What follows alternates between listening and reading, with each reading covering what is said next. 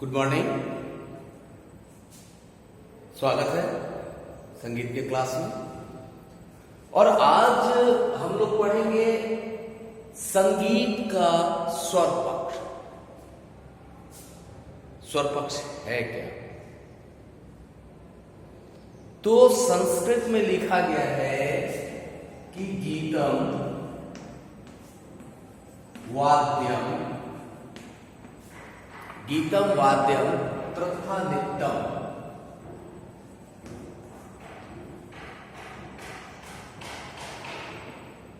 तथा नृत्यम त्रयम्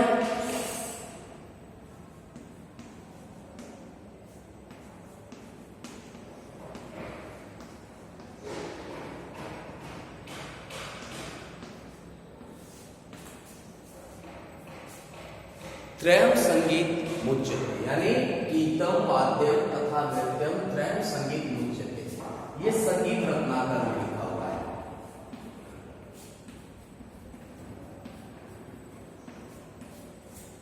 एक संगीत का वेद इसको कहते हैं। मतलब ये हो गया कि गीतम मतलब गायन, वाद्यम और नृत्यम, ये तीनों जहां इकट्ठे हो उसे संगीत कहते हैं। लेकिन सच्चाई यह है कि तीनों एक दूसरे से स्वतंत्र हैं। आज के समय में तीनों स्वतंत्र हैं, लेकिन स्वतंत्र होते हुए भी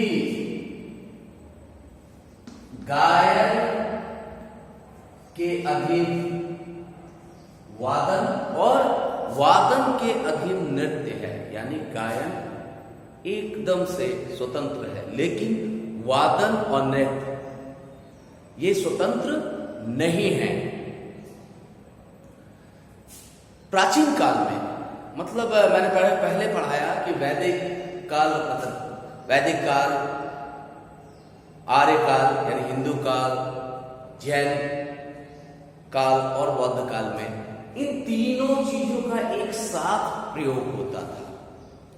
किंतु आधुनिक काल में अब सब कुछ स्वतंत्र हो गया है। होता है प्रयोग, लेकिन कहीं कहीं आपको मिलेगा स्वतंत्र तबला वादन या स्वतंत्र वादन किसी भी वाद्य यंत्र का, स्वतंत्र गायन यानी एकल गायन। कहीं कहीं आपको मिलेगा स्वतंत्र नृत्य, मतलब कोई कॉम्पिटिशन। स्वतंत्र नृत्य का मतलब हो गया जिसमें वादन रहेगा। और गायन को प्रमुखता इसलिए दिया गया क्योंकि गायन में भाव अंग है। भाव को व्यक्त करने के लिए स्वरों की जानकारी होना बहुत ही जरूरी है। पहले जान लीजिए संगीत शब्द बना कैसे, यानी गीत शब्द में सम उपसर्ग लगने से संगीत बना। सम यानी सहित और गीत मतलब गान। गाना के साथ, यानी कि गान के सहित अर्थात अंगभूत क्रियाएं। अंगभूत क्रियाएं क्या क्या है? वादन और नृत्य, ये अंगभूत क्रियाएं हैं। अंगभूत क्रियाओं के साथ किया हुआ कार्य संगीत कहलाता है। यानी गान में सम का उपसर्ग लगने का मतलब हो गया, गीत में, क्षमा करता हूं, गीत में सम उपसर्ग लगने से संगीत बना। संगीत का मतलब हो गया कि अंगभूत क्रियाओं को एक साथ लेकर, यानी कि गायन के अधीन वादन, वादन के साथ नृत्य, ये सभी क्रियाओं का एक साथ प्रयोग करेंगे तो जाके हमारा संगीत बनता है। और अब देखिए संगीत रत्नाकर में एक चीज और लिखा है,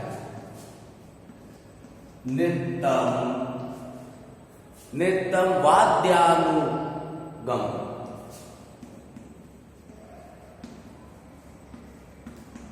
नृत्यम वाद्यानुगम प्रोक्तम।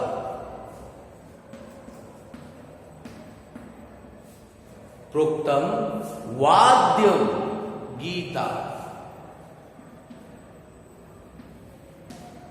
वाद्य गीतानुवर्ती,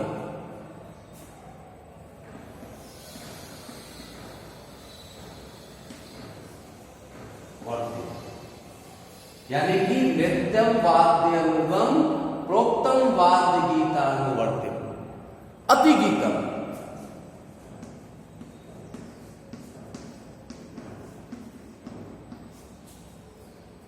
अतिगीतम प्रधानत्वा,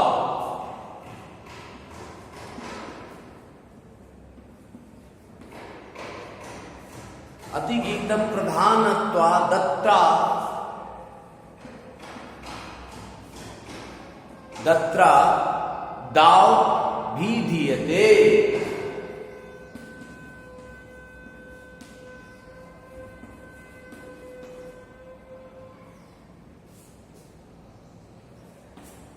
ये अर्थात गान के अधीन वादन और वादन के अधीन नृत्य है। अतः इन तीनों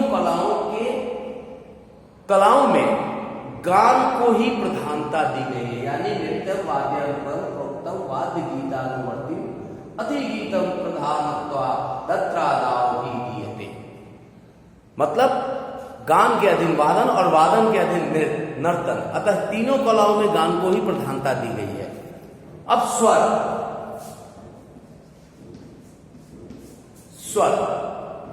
ध्वनियों का प्रयोग हम प्रायः दो भेद रखते हैं। ध्वनियों के प्रयोग में हम प्रायः दो भेद रखते हैं, जिसमें एक को स्वर और दूसरे को कोलाहल या रव कहते हैं। कुछ लोग बातचीत की ध्वनि को भी एक भेद मानते हैं, बातचीत की ध्वनि को भी एक भेद मानते हैं। साधारणतः जब कोई ध्वनि नियमित और आवर्त कंपनों से मिलकर उत्पन्न होती है, उसे स्वर कहते हैं। इसके ठीक विपरीत, ठीक उल्टा, जब कंपन अनियमित तथा पेचीदे या मिश्रित हो तो उस ध्वनि को कोलाहल कहते हैं। भाषा की ध्वनि को स्वर और कोलाहल के बीच की श्रेणी में रखा जाता है, यानी कि ना तो वो शोर होता है और ना ही संगीत होता है। संक्षेप में, शॉर्टकट में ये जान लीजिए कि नियमित आंदोलन संख्या वाली ध्वनि स्वर कहलाती है। समझ में आ गई बात? कि नियमित आंदोलन संख्या वाली ध्वनि स्वर कहलाती है, यानी ध्वनि संगीत में काम आती है। यही ध्वनि संगीत में काम आती है, जो कानों को मधुर लगती है तथा चित्त को प्रसन्न करती है। कोई भी कवित्व में अगर स्वर ना रहे तो गीत नहीं होगा। इन ध्वनियों को संगीत की भाषा में नाद कहते हैं। इस आधार पर संगीत प्रयोगी नाद स्वर कहलाता है, और भारतीय संगीतज्ञों ने एक स्वर से उससे दुगनी ध्वनि के क्षेत्र में ऐसे संगीत प्रयोगी नाद 22 माने हैं, जिन्हें श्रुतियां कहा गया है। ध्वनि की प्रारंभिक अवस्था श्रुति और उसका आधारभूत गुंजित स्वरूप को ही स्वर कहते हैं। यह है स्वर की परिभाषा। फिर आगे अगले विषय के साथ हम लोग मिलेंगे। तब तक के लिए हम लोग समझें, पढ़ें, वीडियो देखते रहें और इससे प्रश्न जरूर बनाएं और पूछें। धन्यवाद।